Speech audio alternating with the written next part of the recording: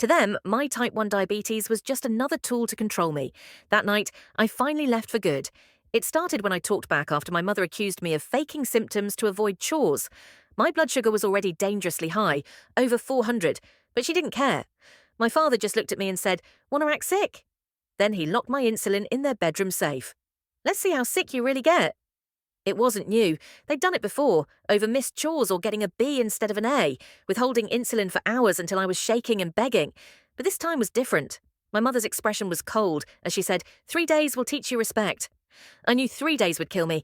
I'd learned enough from the hospital's diabetes educator to recognise what was coming. The same hospital where my parents always acted like the most devoted mum and dad.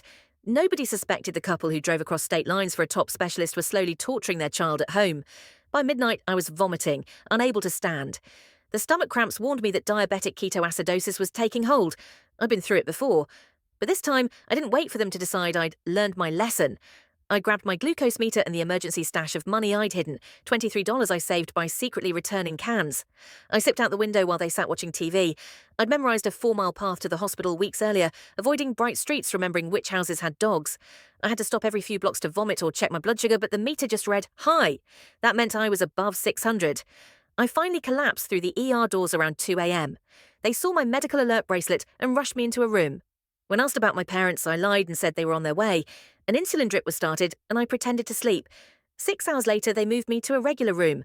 When the nurse left, I quietly slipped away. I knew that hospital like my own home after so many visits. For 2 weeks, I lived there in secret. Each night, I rotated through waiting rooms, using magazines as pillows. I washed up in bathrooms, kept my clothes in a plastic bag I found, and lived on crackers and juice meant for visitors.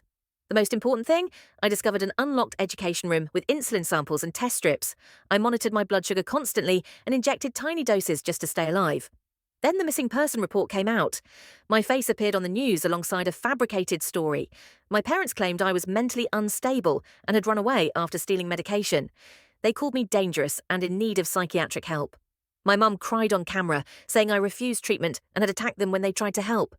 A week later, a night nurse caught me in a third-floor bathroom, testing my blood sugar. I was too exhausted to hear her enter. She saw the supplies and immediately recognized me from the news. "You're the missing girl," she said gently. I tried to run, but she raised her hand and said, "I'm not calling them. But I need to know why you're living here." "I can't go back," I sobbed.